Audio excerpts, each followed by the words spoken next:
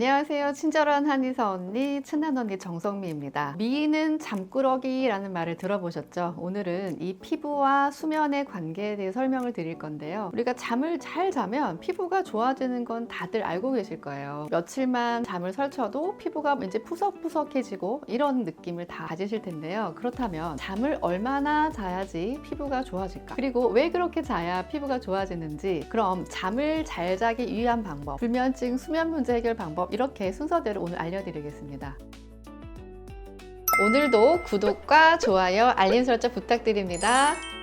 먼저 수면이 우리 피부에 미치는 효과에 대해서 말씀을 드릴 건데요. 그 전에 우리나라 사람들은 과연 하루 몇 시간 정도 잘까요? 저만 해도 평균 수면 시간이 꽤 길진 않거든요. 꼴찌예요, 우리나라가. OECD 국가 중에서 6.3시간으로 거의 꼴찌에 해당된다고 합니다. 평균 수면 시간이 다른 나라 같은 경우는 7시간 정도인데요. 우리나라는 40분 정도나 부족한 상태인 거죠. 이렇게 수면 시간은 절대적으로 부족한 것도 있지만 수면 만족도도 굉장히 낮거든요. 5점 만점에 평균 2.87점 정도밖에 되지 않는다고 합니다. 그나마 이마저 점점 해마다 떨어지는 추세라고 해요. 제가 진료를 해보면 진료한 지 20년 정도 됐거든요. 보면은 해마다 수면 장애를 겪고 있는 환자분들이 굉장히 많이 늘고 있어요. 잠이 중요한 건 누구나 다 아는 사실입니다. 1시간 더 자기 운동을 했으면 좋겠다라고 개인적으로 생각한 적도 있는데요. 왜냐하면 잠이 부족하면 일의 능력도 굉장히 떨어지고요. 감정적으로도 스트레스가 굉장히 예민해진다고 하죠. 컨디션, 몸, 마음의 컨디션이 좋지 않습니다. 근데 이러한 잠이 우리 몸에 굉장히 영향을 많이 끼친다는 건 대략은 아실 거예요. 근데 이게 피부에 또 어떤 영향을 주는지, 그 다음에 또 잠을 잘 자고 싶은 분들을 위한 그런 양질의 수면 방법까지 다 알려드리겠습니다. 특히 불면증, 수면 문제가 있으신 분들은 오늘 영상 끝까지 봐주시면 좋을 것 같아요. 하루에 이게 생체 리듬을 보면요, 피부 재생 시간이란 말을 들어보셨을 거예요. 10시부터 새벽 2시까지가 피부가 잘 재생되는 시간인데요. 이때가 멜라토닌이 가장 최고적으로 분비되는 시간과 맞물립니다. 밤 10시부터 새벽 2시까지는요, 우리 몸에 성장 호르몬이 분출되는데요. 이 성장 호르몬은 청소년기 성장기에만 분비된다고 알고 있지만 성인에게도 성장 호르몬이 근육을 키운다든지 피부를 재생시킨다든지 이렇게 노화 방지 호르몬이 성장 호르몬입니다. 대표적인 게 콜라겐이 있죠. 콜라겐은 피부의 탄력을 담당하는 성분인데요. 잠을 자면 성장 호르몬이 분비가 되는데 이게 피부 탄력을 담당하는 콜라겐 합성에 도움을 줘요. 내가 잠을 잘 자면 성장 호르몬이 잘 나오고 이게 콜라겐을 생성해 준다는 얘기예요. 영국에서 실험을 한 연구 결과가 있는데요. 성인 60명을 대상으로 30명은 수면의 질이 낮은 사람이고 30명은 수면의 질이 굉장히 좋으신 분들을 택해서 비교를 해보니까요. 수면의 질이 낮은 사람들은 높은 사람들에 비해서 다크서클이라든지 주름, 피부 처짐, 색소 침착 이런 것들이 훨씬 심했던 걸 알 수 있어요. 그래서 탄력 있는 피부라든지 건강한 피부를 위해서는 이 호르몬이 분비되는 시간, 그러니까 밤 10시부터 새벽 2시까지 이때 수면을 취해 주시는 것이 여러 가지로 피부에 좋겠죠. 그 다음에 사실 제일 중요한 거는 멜라토닌이라고 하는 성분입니다. 수면 호르몬이라고 불리는데요. 이 멜라토닌이 항노화 물질로 FDA에서는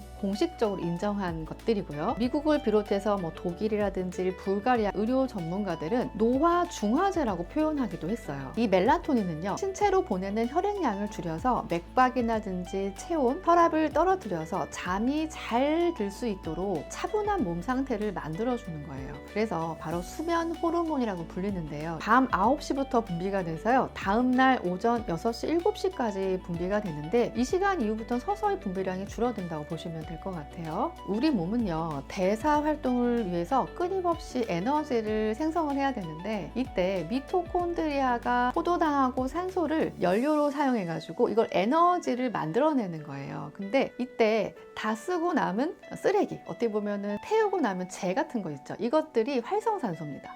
이게 폐기물인데요. 얘네들이 문제가 세포막도 파괴시키고 DNA도 산화시켜서 노화를 비롯한 어떤 질환을 유발을 시키게 돼요. 이 노화의 주범인 활성산소는 항산화제를 통해서 제거를 할 수가 있는데 우리가 흔히 알고 있는 비타민 C라든지 글루타치온 같은 성분은 항산화제죠, 대표적인. 근데 얘네들은 항산화제 하나가 활성산소 하나만 제거할 수가 있어요. 그리고 역할을 하게 되면 자신은 없어져 버립니다. 1대1이에요. 그런데 멜라토닌이 재밌는 게요, 얘는 활성 활성산소를 제거한 뒤에도 계속 반복해서 없앨 수가 있어요. 멜라토닌 한 분자는 2차, 3차에 걸쳐서 최대 10개의 산화물을 제거할 수 있다는 거죠. 그리고 또 이게 힘이 세요. 비타민 E의 10배, 비타민 C의 13배에 이르는 강력한 산화력이 있다는 거죠. 그래서 다양한 동물 실험을 해봤는데 멜라토닌이 수명 연장 효과가 있다는 것으로 밝혀졌습니다. 그렇기 때문에 강력한 항산화제인 이 멜라토닌이 활발하게 분비되는 시간에 잠을 자는 게 중요하겠죠. 그래서 성인 기준으로 하루 7시간에서 8시간 수면을 권장을 하게 되는 거예요.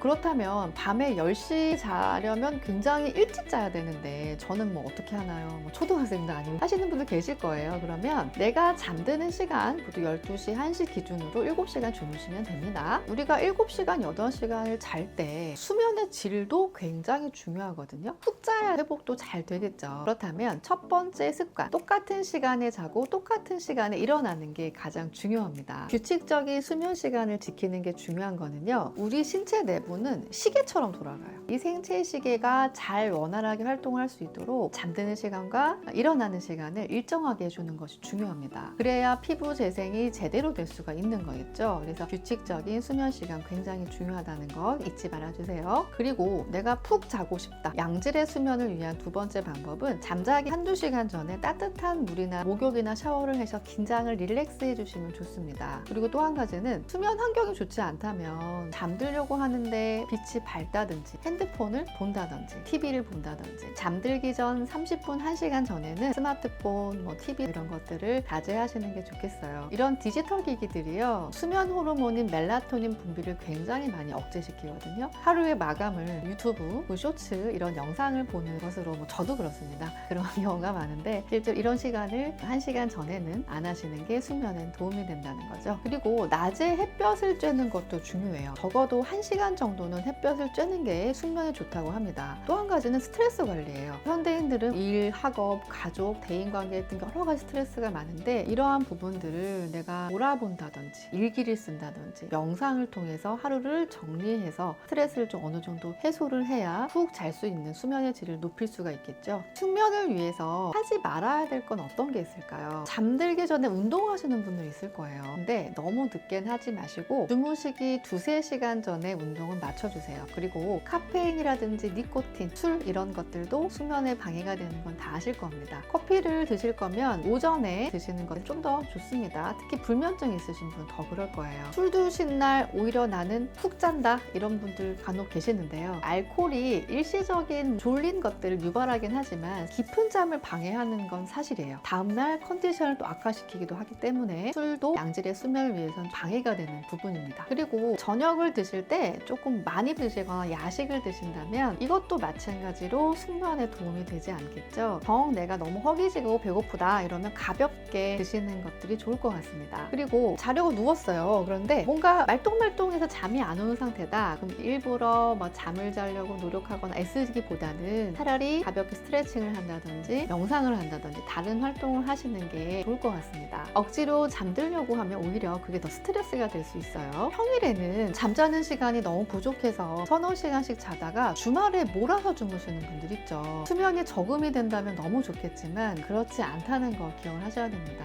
평일에 잠이 부족한 걸 주말에 채우려고 하실 때는 수면의 패턴, 리듬이 더 깨져서 염증 수치가 더 올라간다든지 다음날 컨디션이 더 안 좋아지는 경우도 많거든요. 오히려 몰아서 자는 습관이 건강에 더 악영향을 준다는 연구 결과가 많습니다. 기본적으로 수면이 부족하면 다양한 몸에 안 좋은 변화가 생겨요. 집중력 떨어지고 이런 것도 있지만 실제로 연구 결과들이 뇌졸중, 중풍이죠. 심혈관 질환, 암, 치매 이런 큰 질환도 사실 만성적인 수면 부족 때문에 생긴다고 하는 논문이 많습니다. 그래서 평일에 내가 최대한 잠자는 시간을 확보하시는 게 굉장히 중요해요. 근데 요즘에는 바쁘다 바빠 현대사회잖아요. 뭔가 내가 많이 자면 게으른 사람 같고 남들 다 잠 줄여가면서 열심히 사는데 나만 뒤처지는 것 같다고 생각하시는 분들이 많아요. 특히 젊은 친구분들이 잠자는 시간이 아깝다 이렇게 얘기하시는 분들도 있습니다. 그리고 하루를 마감할 때 나만의 시간이 보통 밤 시간이기 때문에 스트레스 해소하는 시간으로 잠을 줄이는 경우가 많으신 것 같아요. 근데 사실 문명이 발달해서 지금은 한밤중에도 백열등이나 형광등이 환하기 때문에 활동을 할 수가 있어요. 하지만 이렇게 밤늦게까지 활동을 하게 된 게 몇 병이 안 되잖아요. 우리 인류는 유전적으로 경우 해가 지면 활동을 멈추고 해가 뜨면 활동을 하고 이게 이제 생체 흐름이 익숙해져 있는 상태예요. 근데 이것들이 밤에 활동을 많이 하면서 여러 가지 질환들이 많이 생기고 있습니다. 수면의 효과는 말씀을 드리지 않아도 잘 아시겠지만 우리 몸을 회복시키는 기능도 하지만요. 뇌를 정돈하는 청소하는 시간이기도 해요. 하루 정도 생활을 하면서 다양한 감정 소비, 머리를 쓰지 않는 일들이 없겠죠. 이런 것들을 청소하고 목록 정리를 하듯이 기억을 정리하는 시간을 밤에 갖거든요. 특히 치매라든지 알츠하이머의 주요 원인이 보통 베타 아밀로이드라는 성분이에요. 그런데 이게 수면 부족으로 인해 생긴다고 하는 논문이 최근에 많습니다. 이런 동물 실험이나 생체 실험을 통해서 보면 잠이요, 과도하게 생성된 베타 아밀로이드를 제거하는 역할을 해요. 그래서 잠을 충분히 자야 치매의 원인이 되는 물질이 제거가 되기 때문에 충분한 수면도 굉장히 뇌 건강상 중요하다는 결과겠죠. 자는 동안 면역도 생성되고 뇌의 기능도 회복이 되고 몸도 회복이 되는 굉장히 중요한 시간입니다. 그래서 내가 이 시간은 의미가 없거나 버려지는 시간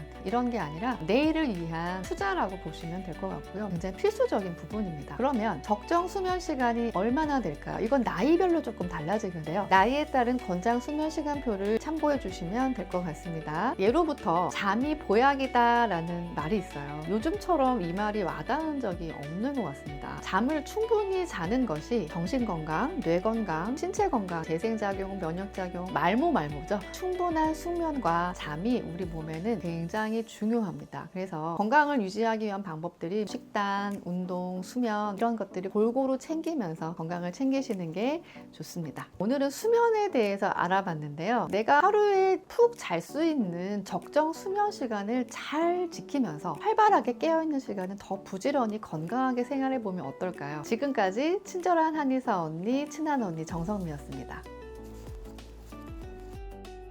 구독과 좋아요, 알림 설정은 저에게 큰 힘이 됩니다. 감사합니다. 또 봐요. 화이팅!